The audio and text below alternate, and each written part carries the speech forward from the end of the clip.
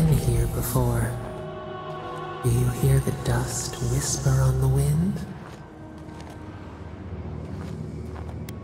The lights of the village swallowed by the wilderness, with distance in sight. Now our memory is a wound reopened. You are Nimana, one of those who speak for us. Your gift shone a different shade from others of your kind. The souls of the departed danced before you like sea foam. Tell us, what did you make of the songs they sang to you? A mouth, a conduit, a welcome curiosity. One day a voice called you to the wilds outside your village. Find us in the highest heights, we said. Come, speak to us. You left your world behind, set off upon uncharted sea.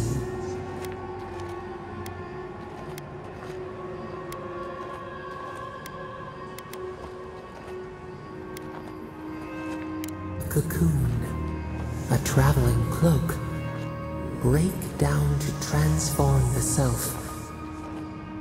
One day, you came to the place where the stone challenged the clouds. Night fell, 100 blazing lights refracted in the sky. We appeared, your essence joined with ours. We shared what we had seen. You perceived us in new colors. Tell us, Nimana, what did you learn?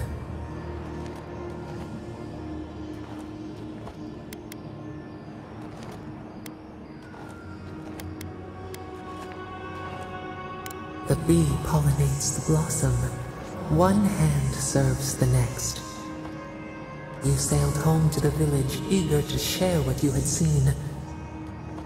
We prickled. Something was wrong. Trouble like salt on the breeze. People had chased the water back. They raised the wood and stone. They built a tremendous temple. They offered us their stores of food.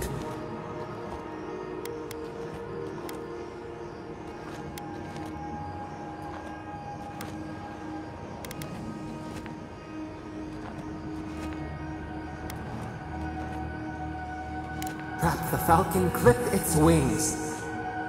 They feared you. They feared us. They tried to placate, to control. Your eyes turned up. You saw a statue, a prison. This was not our form. A wellspring boiled. Our cry rose in your throat. This could not stand.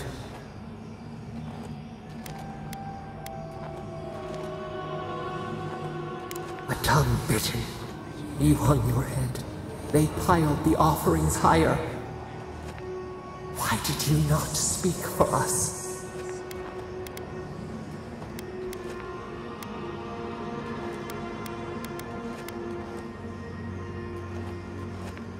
The runt betrays the herd.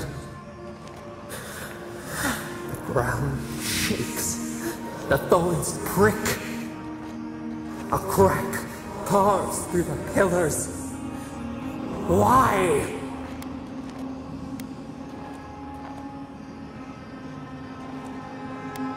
The tide surges. It drowns us.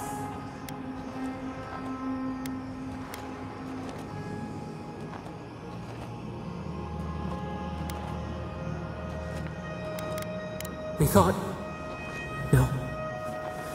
We feel nothing. We swipe at echoes of the past. Oh, we remember now. A cut. A chasm as deep as the sea. A wound gouged into our skin in our thrashing. We did this.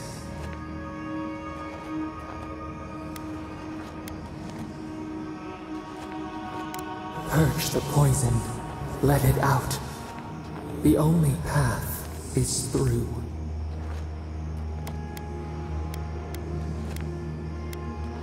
sun rose on the barren earth. We had swallowed the village. Nothing but ruins remained. Those who survived were cast adrift, whales beached on the sand.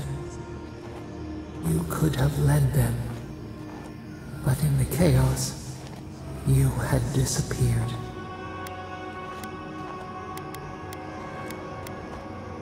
A voice ignored until it was too late. People again condemned to wander. A village, one day rebuilt. In time, all those who spoke for us came to Thirdborn to face their fate. Tradition without memory, a trial of unknown lineage. We saw the clay settle on the Ammonite, and we learned. We twine together. We reach for the sky. We grow. We grow. We grow.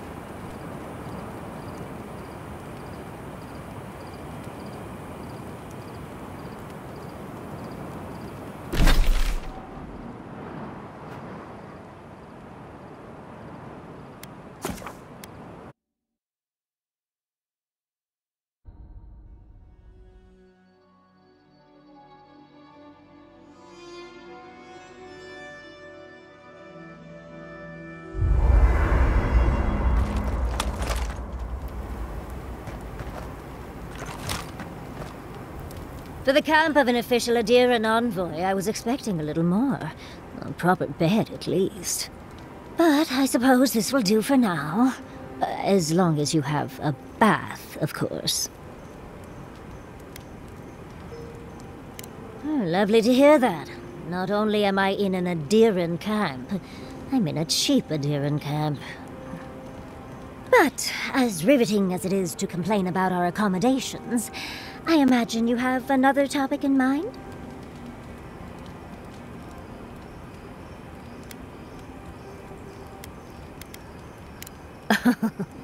I'm the only buyer you'll find here, and I already have the jar. A lesson for next time, darling. It's always worth some haggling. Unfortunately, it's been quite some time since I've met another who focused on the godless as I do. And I imagine I'd be more knowledgeable on the subject than anyone else you could find.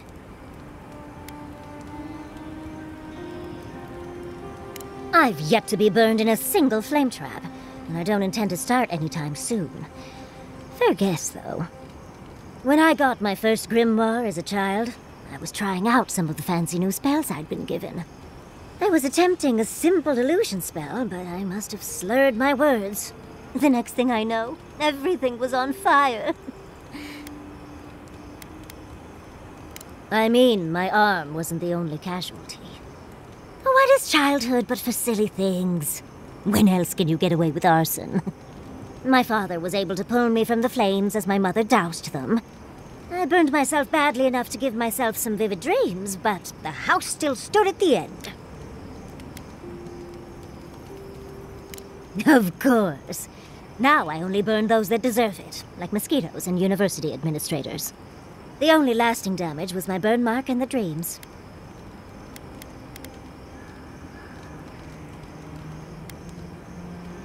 Usually I enjoy a bit of pain, but this was a bit too much. I wouldn't recommend it. As delightful as you are, we've much to do and less time to do it in. Shall we go?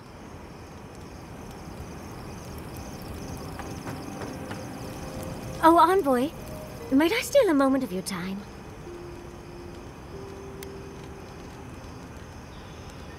Well, it's the waiting that makes the payoff so delicious, don't you agree? Look, I lost more research than I'd like to count. But Fiora and its people are safe. That's what matters. Thank you, Envoy. I don't know how you managed it, but whatever you did, you averted disaster. That being said, your ambassador is going to get an earful, and possibly a fistful, next time we're in Paradise. Don't tempt me, Envoy. At least we were able to get everyone to safety. Though with everything happening in Thirdborn, safe might be relative. At least I know Temerity will keep an eye on them. I think she knows what'll happen if she doesn't.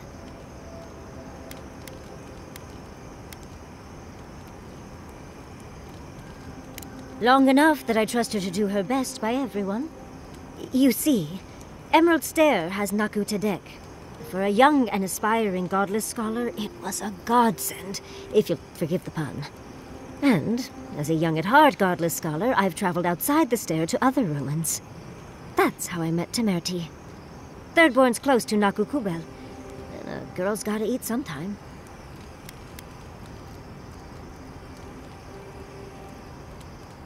Yes, why did I choose to settle down with a gorgeous scientist who loves me?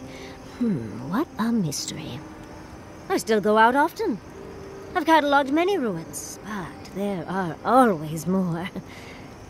And coming home to a warm welcome is lovely. You should try it sometime, darling.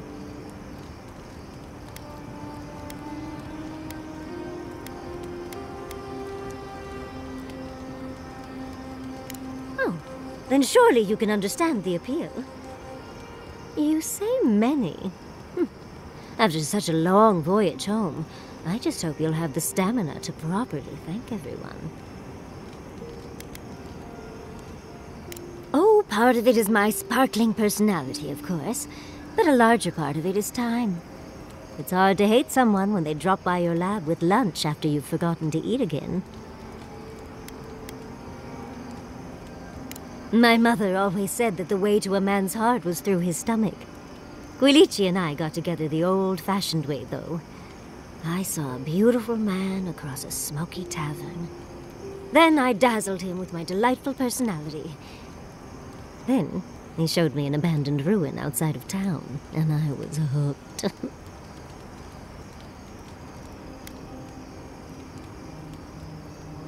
Oh, it's not a fairy tale, darling. We've been happy for the most part. Any rough patches got smoothed over well enough. I only thought about killing him once or twice. He's probably thought the same a bit more. It's hard to believe that things have changed so much recently.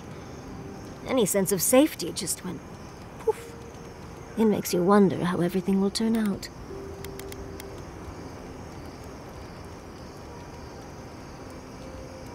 When we left, Vidaro seemed to have gotten the idea. Finally. Still, you're right. Vidaro was far too slow to act. At least Quilici is with them. So I know someone competent is there. Thank you, Envoy. I feel a little less frazzled. I've got a lot to think on. Talk to you soon? Try not to have too much fun without me. How can I help, darling? We've been traveling together for a little while. I just have to know, did you purposefully choose such colorful company, or is that just what you attract naturally? I mean, I'm very clearly a delight, so it's obvious why you let me stick around. I'd seen Kai around once or twice, and always thought he was charming enough. He's got a sharp tongue, though. Makes me like him even more. And Marius, I don't know what's lurking in him, but I do think he should speak to someone on it.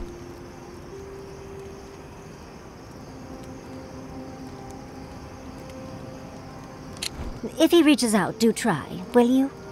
As for Giada, well, clearly Giada is a gem. As for me, well, I'm just as riveting as you, but the boys are giving me a run for my money.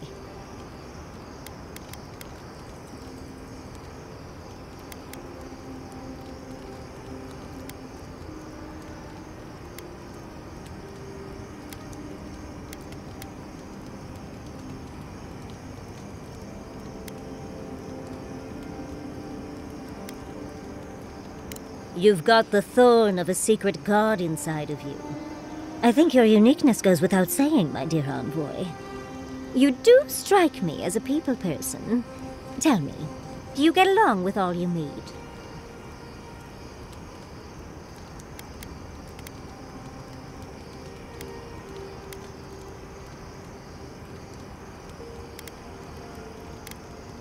I understand. It's hard to be away from one you love, even for the best reasons. Can I ask about them, your sweetheart?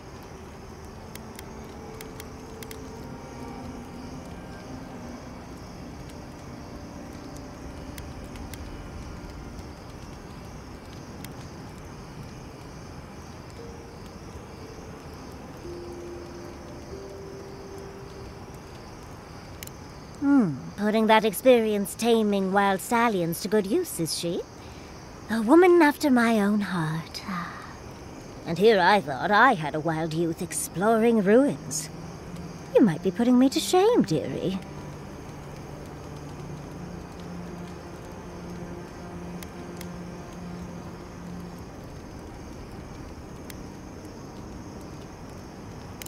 Why do you think Quilici and I went to Naku Tedek in the first place? Of course, other lovers were less willing. Something about them being gross and terrifying. I just think it adds to the excitement. Well, you've satisfied my curiosity. You know, Envoy, we've traveled enough that I think I've gotten a handle on your style.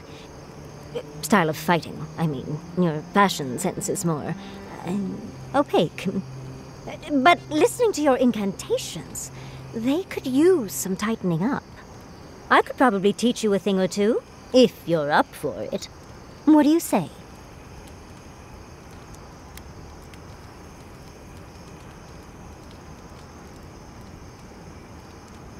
Of course, darling. Easy as pie. What? Out of breath already? Talk to one of the boys. See if they can help with your stamina, dear. Well, I've taught you all I can. Let's hope you put it to good use. When all of this is behind us, are you going back to Fior Mesivernal? It's hard to imagine leaving forever, especially with Quilici still there. What about you, dearie? Even if I could go back, it wouldn't be the same. Who knows? Maybe getting banished was the best thing that's happened to me in a while. Maybe Fior was holding you back. And you can return one day to rub all your success in their faces.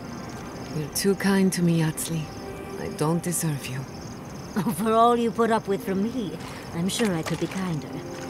But I'm always happy to help.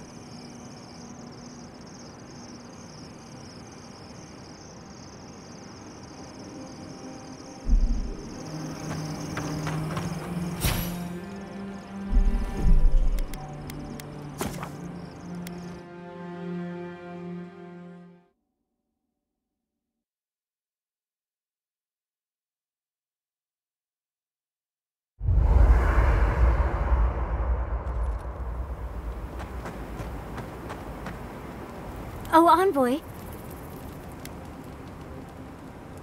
Well, it's the...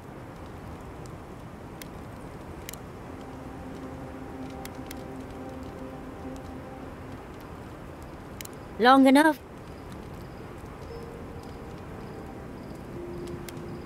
Yes.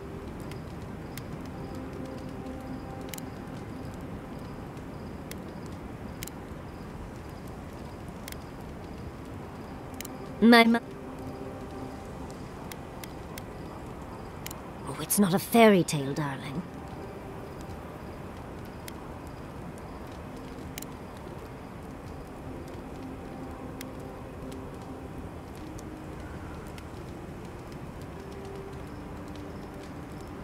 We've been... As for Giada... You've...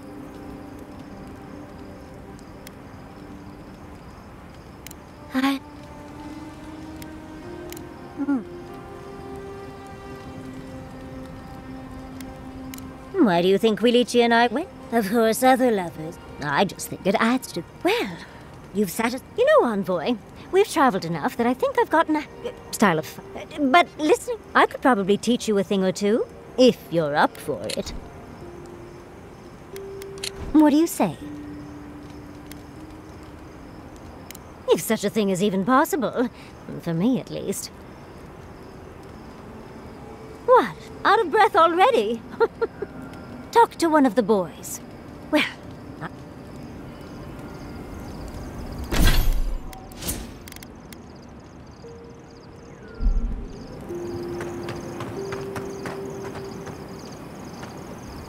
Do you think those Adirans were onto something?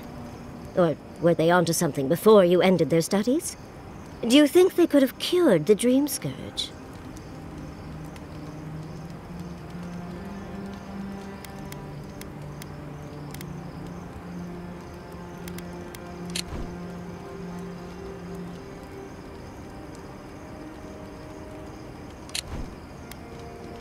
You may be right. Of course, now we'll never know. I just hope we made the right decision. Well, we'll just have to see how it all shakes out, won't we? Had you left them to their own devices, who knows what we would have gained. A cure might sound far-fetched, but what if they found treatments for the Dream Scourge? And even other ailments? But our loss, I suppose. Well, that's all I had to say. I'll let you get back to whatever you were doing. Unless there's something else you want to chat about? How can I help, darling? These sudden changes in climb always mess with my coiffure. Does Adir have good fur maintenance products? Do you have a contact for that?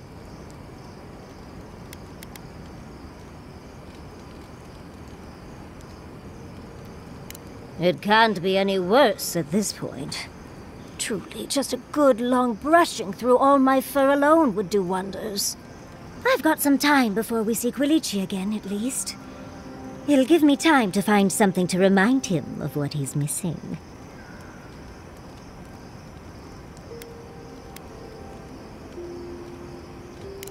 In life, you make your own entertainment. I enjoy scandalizing the small-minded when I can. Quilici and I got used to the stairs early on. Thankfully, at least in Fjord, those stopped eventually. After 30 years, it's hard to still be surprised by us just drinking at the Magpie.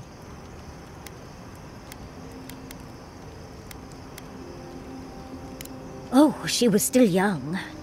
Quilici offered to help her study for and prepare her thesis as a favor to her parents. She was over day and night for months, and, well, now she's family. We adore her. All things considered, it's hard to complain about my life in Fjord.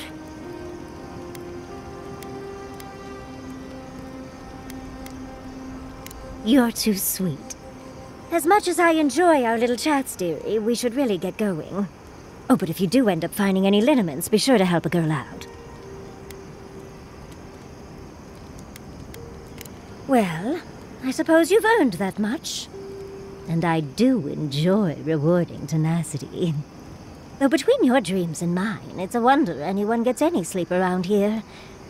You remember, that I nearly burned my family home down when I was young?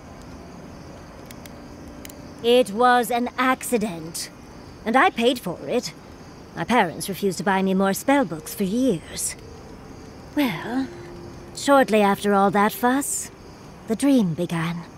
It started at first with a fire, just flames crackling, and a feeling of safety. I thought it was a little weird, but nice.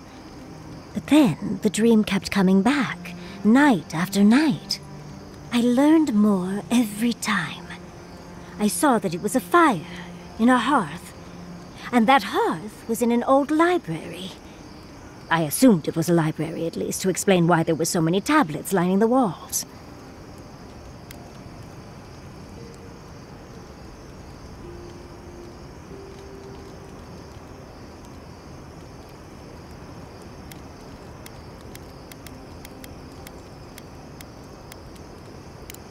No, there's someone else there, but it's like I'm a ghost. They can't see or hear me. In the library, there's just one person, but they're wearing a hood, so I never see their face. They do the same thing every night. They curl up in a chair by the fire, hold a tablet to their chest, and then the fear comes. The paralyzing, all-encompassing fear of something.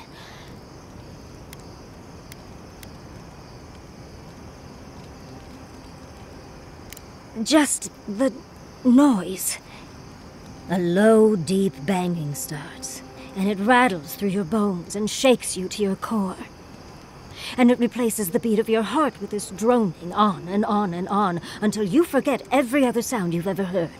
A beat. Steel feet on the shore. They come by night. And then, as it just gets louder and louder, and right before it gets there, I wake up. You've been listening to too many of Giada's ghost stories. And let me tell you, waking up in a cold sweat does nothing for my fur.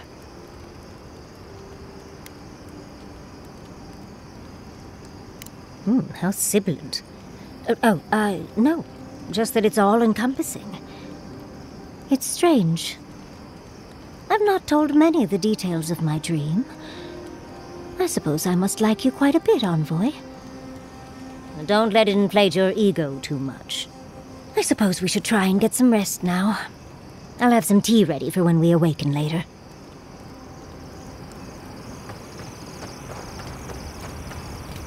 Despite everything that's happened, I'm so grateful to be working with Yatsli. In many ways, Quilici has been like a second father to me. But Yatsli, she's like my dirty aunt who's up to no good. Oh, she's an expert in that field. While I have your attention, I've been thinking. Why is Inquisitor Ludwig suddenly interested in godless ruins? She's a smart one. I'll give her that. We should be ready for anything. Something tells me Ludwig isn't finished with us yet. Go on then. I'm listening. You want to talk? Let's talk. Anyone in particular? I warn you, I'm not the best judge of first impressions. Of course, she's brilliant, open to anything, and sees the world as she wants it to be. Yatsli gave me my first glass of wine, and the courage to approach a special someone. We have a lot of catching up to do.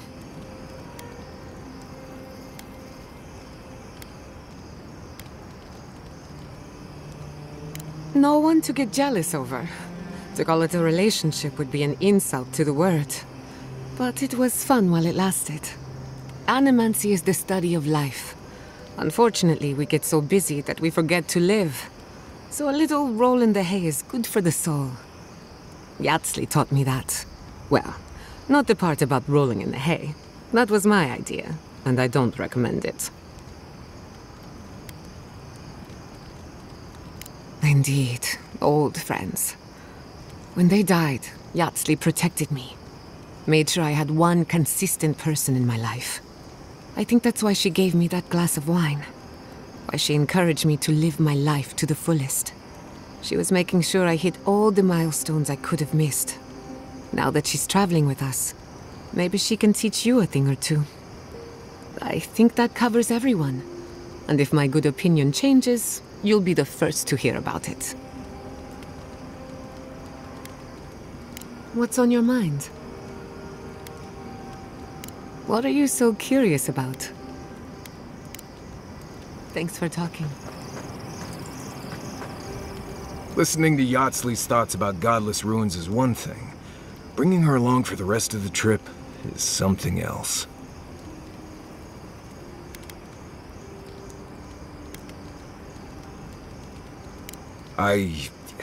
Well, don't you think it's a little convenient?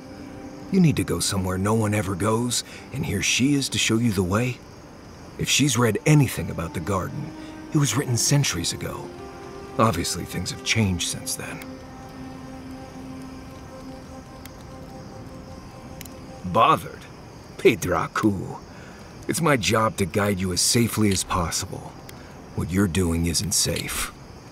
I'll go along with whatever you decide. Just don't be disappointed when she doesn't show you what you wanted to see. Anyway.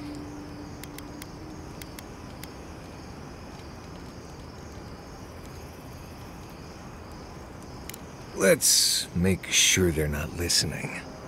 The only one we haven't talked about is Yatsley. I don't trust her any further than I could throw her, which honestly isn't that far. She actually goes down into these ruins on purpose, just to see what's down there, I guess? And now she's trying to lead us to the garden. Might as well be searching for WoW's wacky wagon of mysteries. Nah, I'm sure she knows what she's doing, but what if she doesn't? Thanks for talking. Yes. I suppose if you're on a wild goose chase, there are worse places to do it.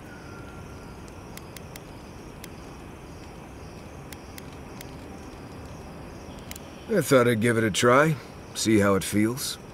Yatsley's got you going in all sorts of abandoned ruins. Who knows what's down there? More questions, most likely. And spiders.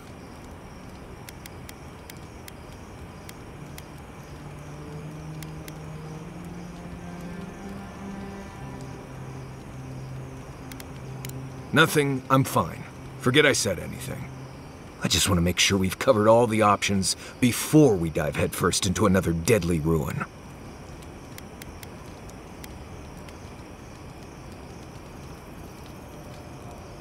Right.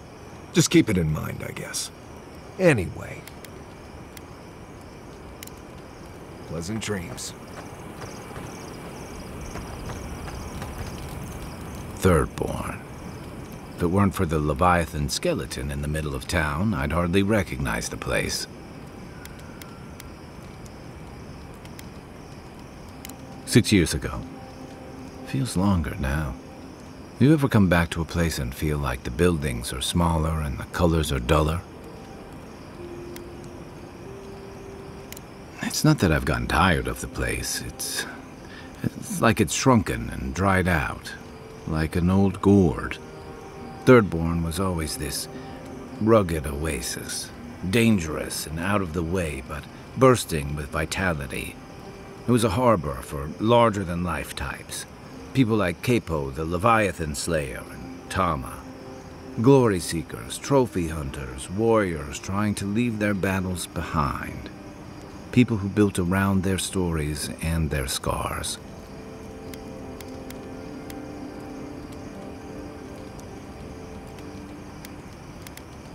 All that vigor's been wrung dry. Being back, it felt like we were watching Thirdborn die a slow death.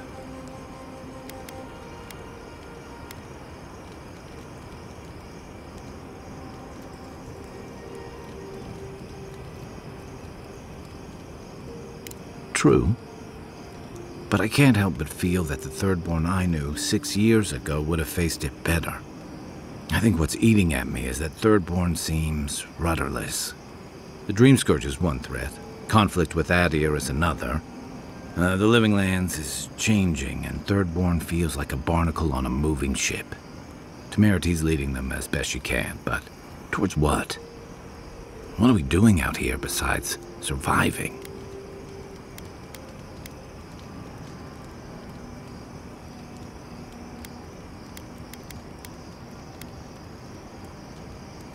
Or it'll go the way of the godless and their ruins. Not sure which idea makes me more uneasy. What about you? You were sent by your emperor to investigate the Dream Scourge. Since then, you've died, met a secret god, and gotten swept up in tensions between your empire and our scattered settlements. Between releasing Egwolf and thwarting the Steel Garrote and Emerald Stair, you've opposed your empire's interests. Do you know what you're sailing towards, or are you drifting with the tides?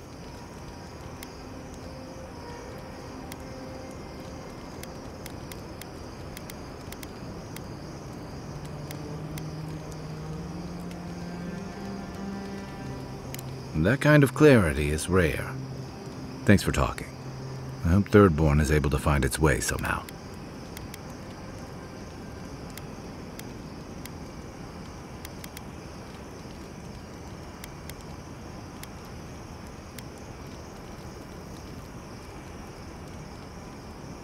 The story goes that a lot of the first arrivals were Rawatayans without other prospects, too low on the ladder to take over the family trade, too poor to learn another.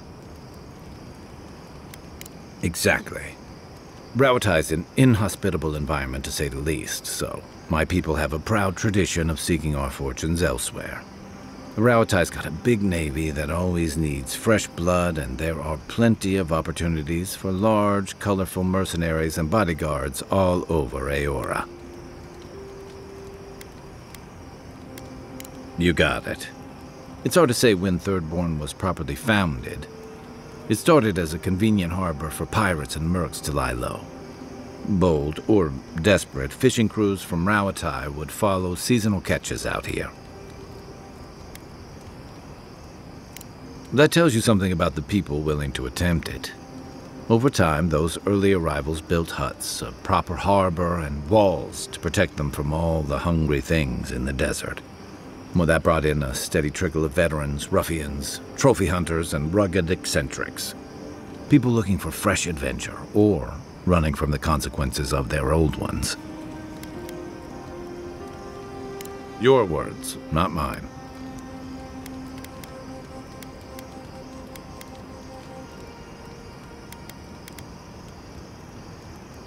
I've got a lot of memories here, and the longer I stayed away, the harder it felt to come back.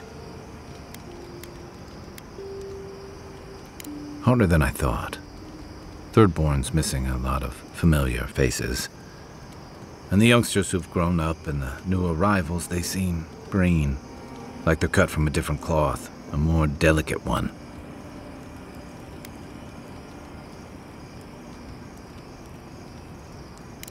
This plague is tearing everything apart at the seams. Healing may take years, if not generations. Maybe you're both right. Thirdborn's only survived because the people were tougher than the wilds. I just hope the people living behind those walls know how to keep them standing. A marker of his service to Thirdborn's defense. And something that helps his comrades identify his remains, if needed. You always hope it won't come to that. You hope it won't, but you know it might. It's an old Rawatayan naval tradition that Thirdborn's kept alive, and another debt I owe him. Where to start? It's a huge desert full of sandy wastes, canyons, and highlands. On a clear day, you can stand at one of the overlooks to gaze straight across the Great Sand Sea and see no end to the dunes. Rawatai didn't have much of that, so I guess I'm used to it. But Shatterscarp may surprise you. It's dangerous and stark. A lot like Rawatai, but in a different way. Sandstorms instead of typhoons. Guess that's part of what I liked about it. Familiar, but different. I can take watch. I'll be up a while anyway.